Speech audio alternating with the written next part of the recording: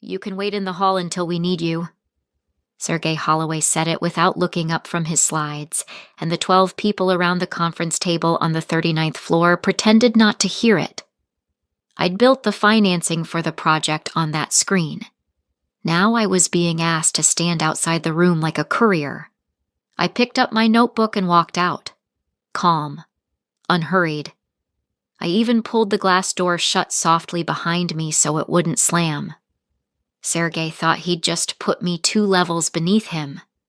What he never bothered to read was the one document that decided who actually controlled the $1.88 billion on that screen and whose name sat at the very top of it. 3 months ago, I had a corner office with a nameplate. Last week, they moved me to a desk near the printers, the kind they give to people they're hoping will quietly resign. That's how fast it happened at Verenia Power Group, and that's how little it actually meant.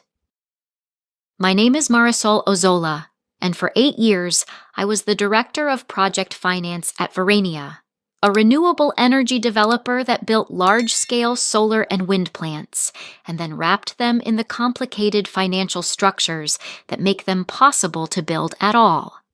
People think clean energy is about turbines and panels. It isn't. Not really. It's about money.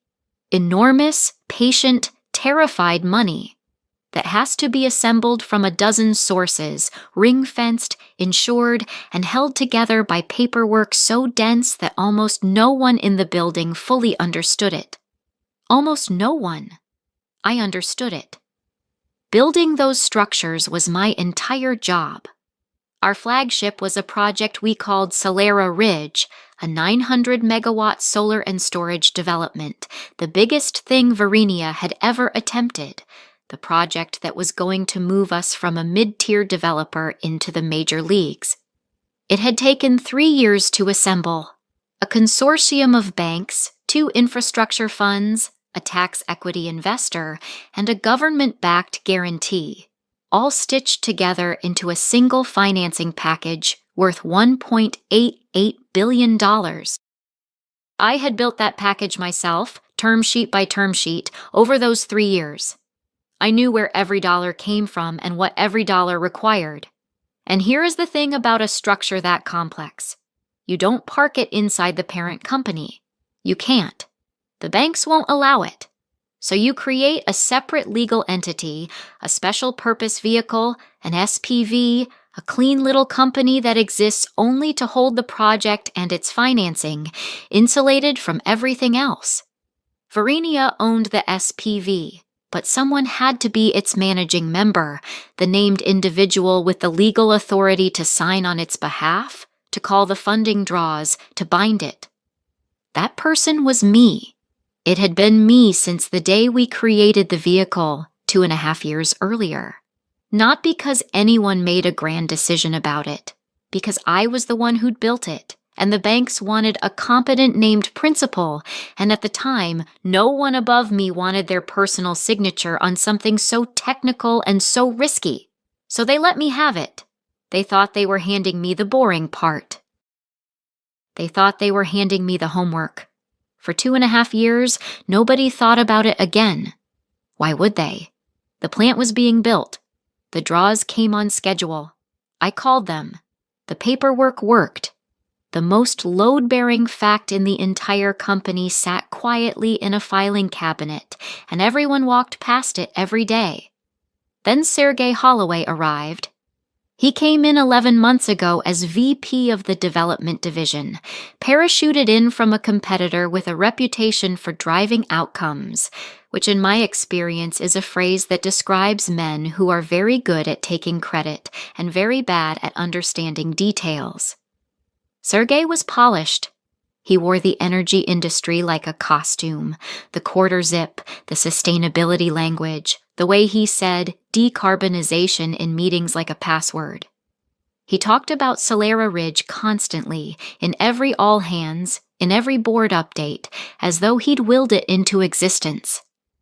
He hadn't been here for any of the 3 years it took to build the financing. He arrived in time to stand in front of it.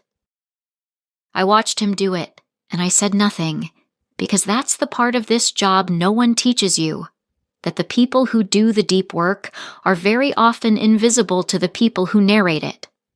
I'd made peace with that years ago, or I thought I had. The first real friction came in the spring. We were 6 weeks out from the final funding milestone, the largest single draw in the whole package, nearly $400 million, the one that would carry the plant through to completion. I'd been managing the relationship with the bank consortium for 3 years. I knew their covenants, their nervousness, their lead agent's habit of needing to be walked through every condition twice.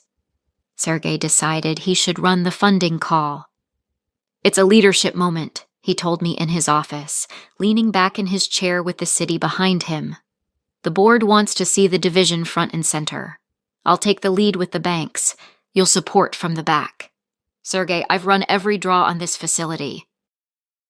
The lead agent doesn't move unless the conditions precedent checklist is signed off by the managing member and then sign the checklist off and let me drive the call." He smiled. "Marisol, I value the technical work. I do. But these relationships need to live at the VP level now. We need to professionalize how we present to the lenders." Professionalize. There it was again. That word men like Sergei reach for when they mean take it away from the woman who built it. I went back to my desk.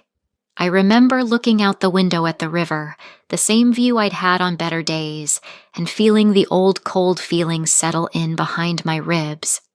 Not panic. Something more like recognition. I'd seen this movie before. I knew how the next act went. What I also knew, what Sergei did not, was that the conditions precedent checklist he wanted me to sign off and hand over wasn't a formality I could just delegate. The managing member's authority wasn't a courtesy title. It was the legal hinge the entire $1.88 billion swung on. The banks would not release a single dollar on the say-so of a VP. They would release it on the say-so of one named individual, recorded with them, verified by their own counsel, locked into the financing agreements. And that individual was me. The reorganization came 2 weeks later. A new org chart circulated on a Tuesday morning that quietly moved project finance under Sergei's division and dropped my reporting line 2 levels, from a direct line to the CFO down to a dotted line beneath Sergei. A demotion dressed as a structural alignment. My corner office was reassigned to consolidate the leadership floor. I was asked to move to a desk near the printers. I signed the acknowledgement form they sent me. I even smiled at the HR coordinator who delivered it, a nervous young woman who clearly hated her assignment that morning. Because here's what 11 months of watching Sergei Holloway had taught me. He reorganized people he didn't understand. He moved boxes on charts he'd never read to the bottom of. He had just spent 2 weeks redrawing the org chart of the company. He had not even once read the org chart of the money. The desk near the printers turned out to be a kind of education. From the open floor, you hear everything. The corner office had insulated me from the daily texture of the company, but down among the analysts and coordinators, with the copier exhaling warm paper smell behind me all day, I heard how Sergei actually ran things. And what I heard over those weeks was a man steadily sawing through the branch he was sitting on, fully convinced he was building a deck.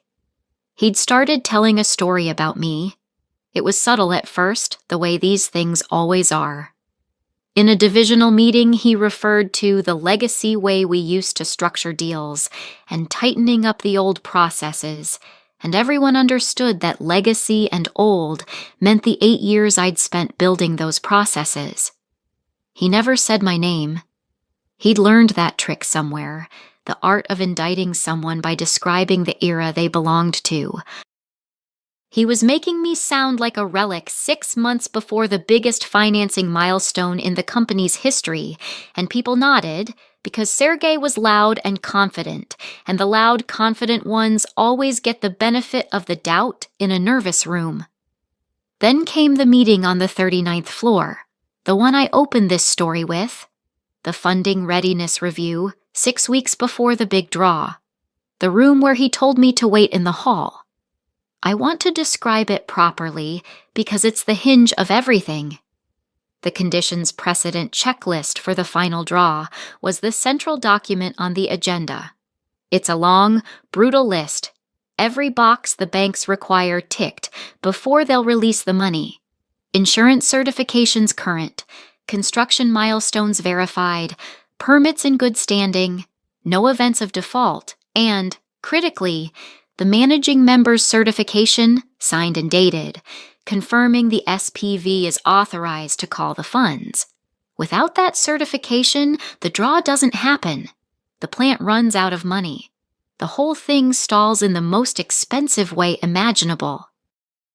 Sergei stood at the head of the table running through his slides about lender engagement strategy, and somewhere in the middle of it I raised my hand and said, plainly, "Before we go further, the managing member certification is the gating item. We should confirm who's executing it and walk the timeline backward from the lender's deadline." He looked at me the way you look at someone who's wandered in from the wrong meeting. Marisol. A small, patient sigh. We've got it handled at the leadership level. I appreciate the input, but you're not really in the loop on the strategic side anymore. A few people glanced down at the table. Honestly, he went on, warming to it now, performing for the room, this is exactly the kind of in-the-weeds thinking we reorganized away from. Let the people whose job it is now handle it. The people whose job it is now. As if a legal authority recorded with a syndicate of international banks were a chore he could reassign on a Tuesday by moving a box on a chart. You'll want to confirm the named member with the lead agent, I said. One last time. Calmly. I owed it to my own conscience to say it clearly, on the record, in front of witnesses. It matters more than you think. That's when he said it. He set down his clicker, looked at me, and said, with the easy cruelty of a man who's certain he's winning, "You can wait in the hall until we need you. This is a leadership conversation." The room went very quiet. Not on my side. Nobody was on my side, not visibly. The quiet was just embarrassment, the collective flinch of 12 people watching someone get diminished and being grateful it wasn't them. I picked up my notebook. I stood. I didn't argue because I had stopped, somewhere in the previous sentence, needing him to understand. I walked to the glass door and pulled it shut softly behind me, and I stood in the hallway for a moment, and then I went back down to my desk near the printers. Here's the part I'm not proud of and won't pretend otherwise. I could have stopped it right there. I could have said in that room the 8 words that would have ended his certainty instantly. The certification can only be signed by me. I could have laid it on the table and watched his face change. I didn't. Because I'd said it 3 times already, in 3 different ways, and 3 times he'd waved it off as the fussing of a woman who didn't matter anymore. And there's a point. I think a lot of people who've been slowly pushed out know this point, where you stop trying to save someone from their own arrogance, where you realize the kindest thing you can do for the truth is simply stop protecting them from it. That afternoon, an analyst named Priya, bright, careful, 2 years out of school, the only person who still came by my new desk without checking who was watching, set a coffee down next to me and said quietly, "I don't get it. They keep talking about the draw like it's automatic. Doesn't somebody have to actually authorize it?" I looked at her for a moment. "Somebody does," I said. "Who?" I just smiled and went back to my screen. Because the lead agent at the bank had already emailed me that morning, not Sergei, me, the way they had for 2.5 years, with the routine pre-draw confirmation request. Marisol, confirming you'll be executing the managing member certification for the milestone draw as named in the facility agreement. Please confirm your availability for the funding call on the 14th. They didn't have Sergey's name. They had never had Sergey's name. The banks deal with the legal record, and the legal record said one thing. I hadn't answered the email yet. I was going to. Just not the way anyone on the 39th floor was expecting. Let me stop here for a second, because I need to ask you something before the next part, and it matters to me how you'd answer it. I sat at that printer desk holding an email from the bank that could have ended Sergey's certainty with a single reply, and I waited. I let him keep telling the room I was a relic. So tell me honestly in the comments, at that exact moment, would you have spoken up and saved him from the cliff, or would you have stepped back and let him walk off it himself? There's no wrong answer. I still don't know if mine was the right one. And if you've ever watched someone in power decide you didn't matter, stay with me and subscribe, because what happened on that funding call is the part of this I almost never tell. I answered the bank's email on a Thursday morning from my desk near the printers, with the copier warming the air behind me. I didn't write anything dramatic. That's not how this works. The most consequential sentences in corporate life are almost always boring on the surface. I wrote back to the lead agent, a measured, careful man named Anders Holm, whom I'd spent 3 years building trust with, and I confirmed accurately that I remain the named managing member of the SPV as recorded in the facility agreement, that I would execute the certification as required, and that I had one procedural concern I was obligated to flag. There appeared to be internal confusion at Verenia about who held signing authority on the vehicle, and I wanted to make sure the lender's records and ours were aligned before the funding call. That was all. Every word true. I wasn't blowing anything up. I was doing the opposite. I was being scrupulously correct. But I knew exactly what that email would do because I knew Anders. He was cautious to the bone. The instant a lead agent hears the words, internal confusion about signing authority 6 weeks before a $400 million draw, he doesn't shrug. He freezes. He escalates. He calls his counsel. Within 2 hours, Anders had done exactly that. And the bank's counsel did what bank counsel always does. They pulled the facility agreement and checked the named managing member against their verification file. One name came up. Mine. The first sign anything was wrong reached the 39th floor not as a crisis, but as a question. Sergey's assistant got a call from the bank's documentation team asking to confirm the authorized signatory for the upcoming certification. She, not knowing any better, forwarded it to Sergey with a note. They're asking who's signing the draw. I told them it would be you, is that right? I heard about this later, secondhand, the way you hear about weather moving in. Sergey replied that yes, obviously he'd be executing as the divisional VP, and to tell them so. The bank's counsel wrote back politely that they could not accept certification from an individual not recorded as the managing member, and that their records named Marisol Ozola, and could Verenia please clarify the discrepancy. I imagine that's the moment the floor tilted under him, though I wasn't there to see it. I only know that by mid-afternoon, the temperature in the building had changed. Doors that were usually open were closed. Sergey's, in particular. He called me up to the 39th floor at 4:48 that afternoon. I remember the time because I noted it. 8 years of finance teaches you to timestamp things. The summons came through a coordinator, stiff and formal. Sergey would like to see you. Now. I took the elevator up. I walked back into the same glass-walled room he'd told me to wait outside of, except now it was just the two of us, and his Polish was gone. He'd been on the phone.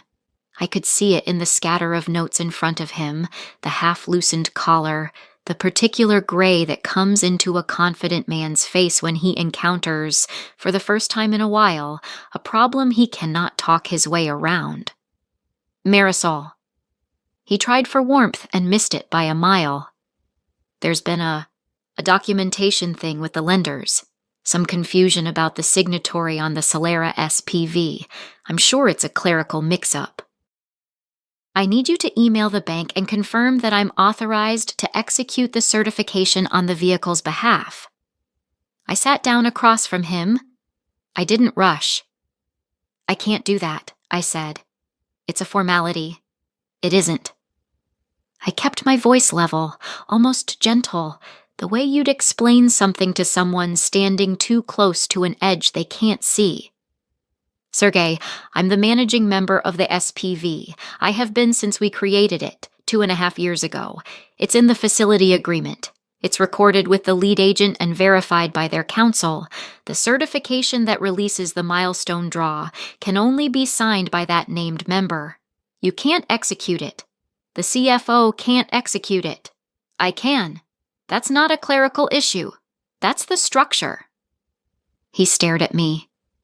I watched him reach for the version of reality he'd been living in for 11 months. The one where I was a relic at a printer desk, where authority lived wherever he drew the box on the chart, and I watched it fail to hold weight. Then we'll change the managing member, he said. We'll transfer it. Today. You can try, I said. It requires lender consent under the facility agreement. The banks have to approve any change of the managing member of the vehicle holding their security.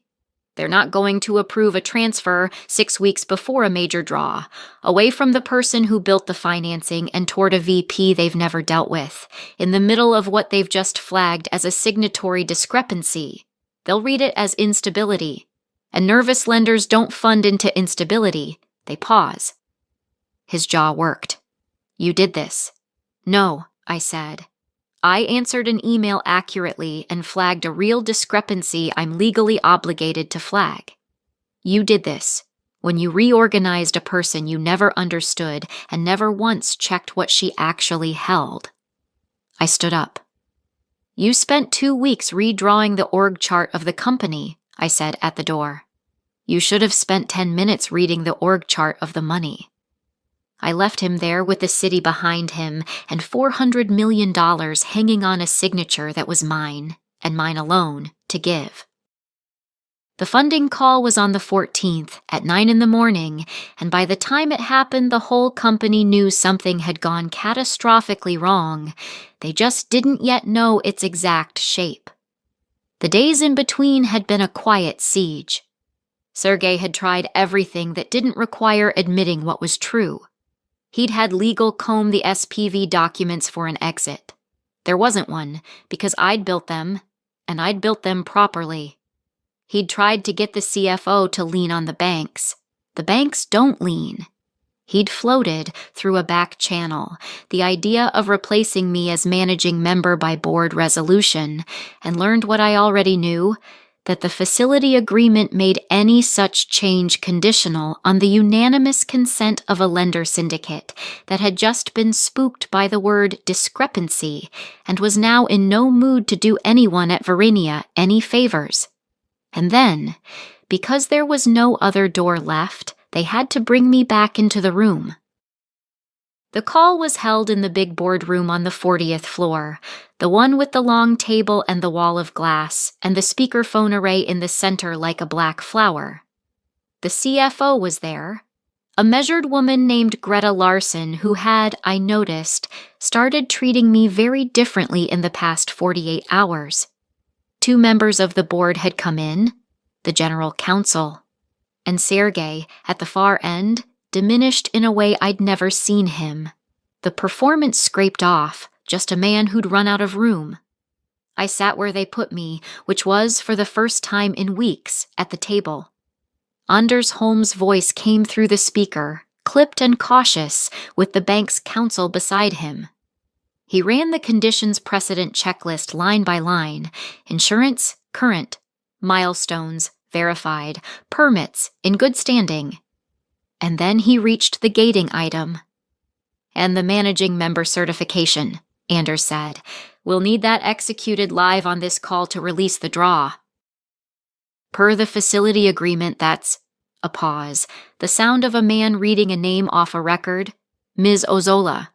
Marisol, are you on the line, and are you prepared to execute? Every head at the table turned toward me. Sergey's last. I'd be lying if I said there was nothing in that moment. There was. Not triumph, exactly. Something quieter and heavier.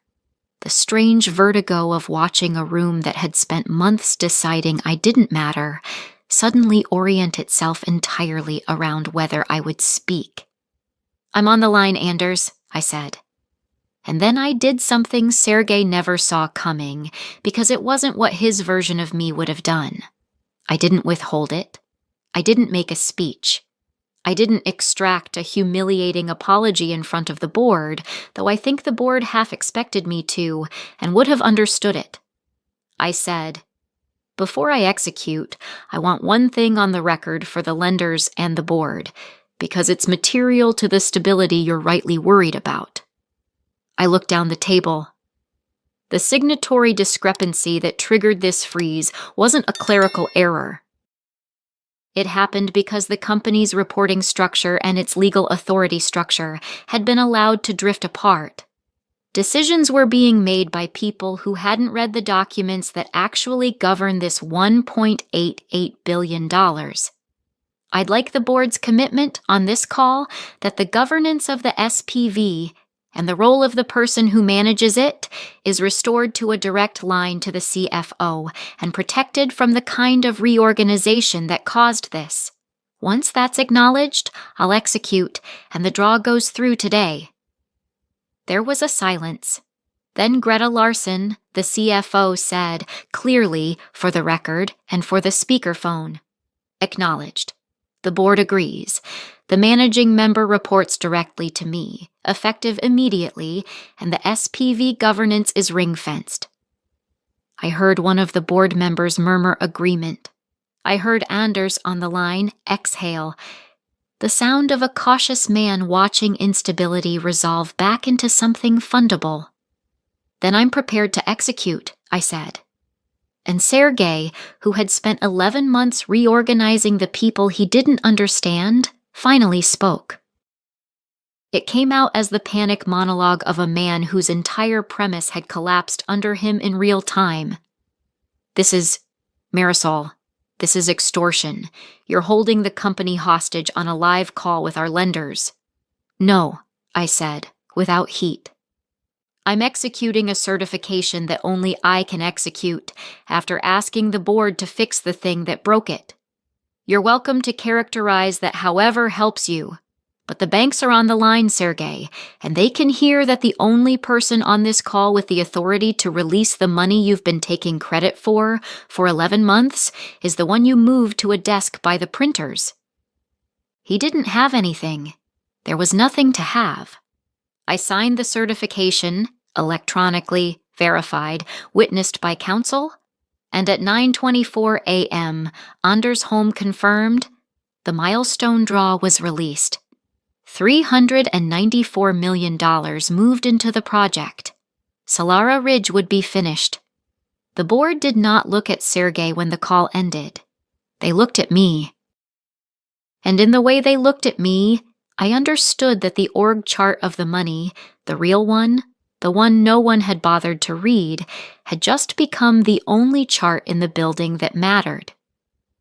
The funding call ended at 9:31, and the company that filed out of that boardroom was not the same one that had filed in.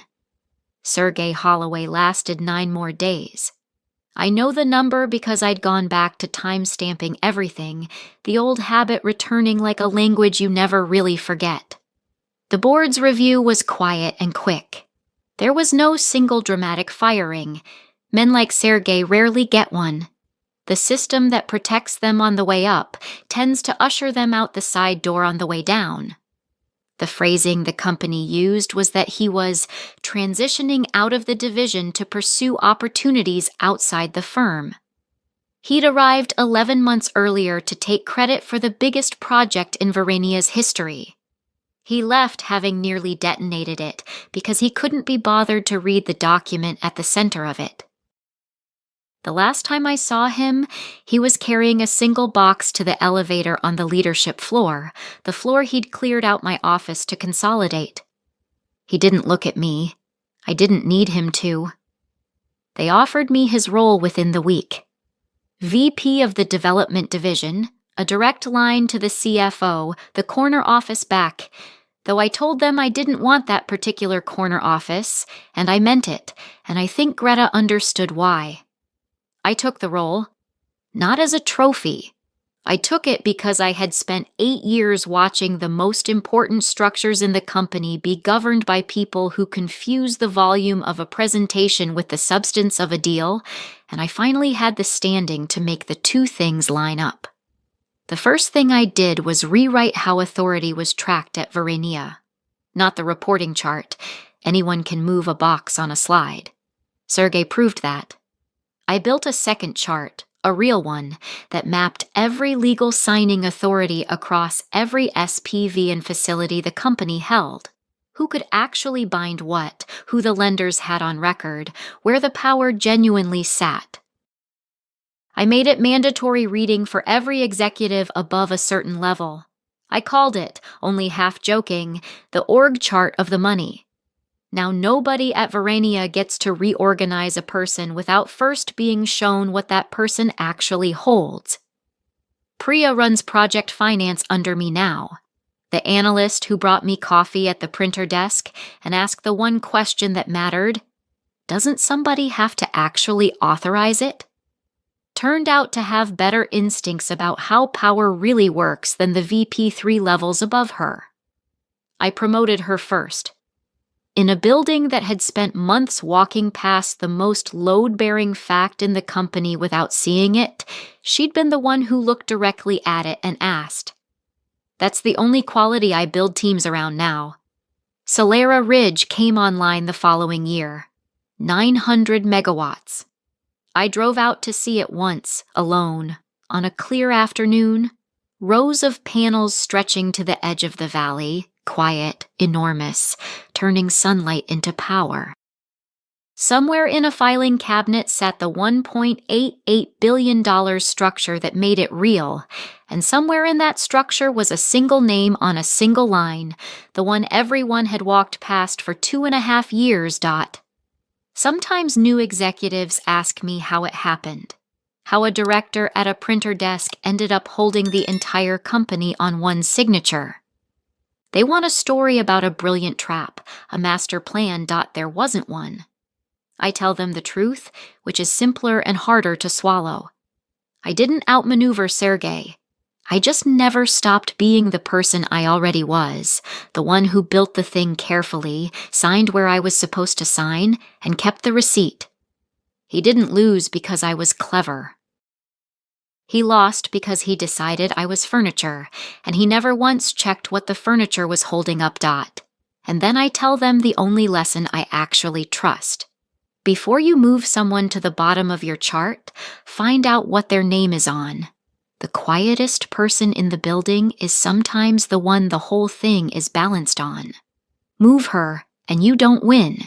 You just find out, far too late, that you were never standing on the floor. You were standing on her.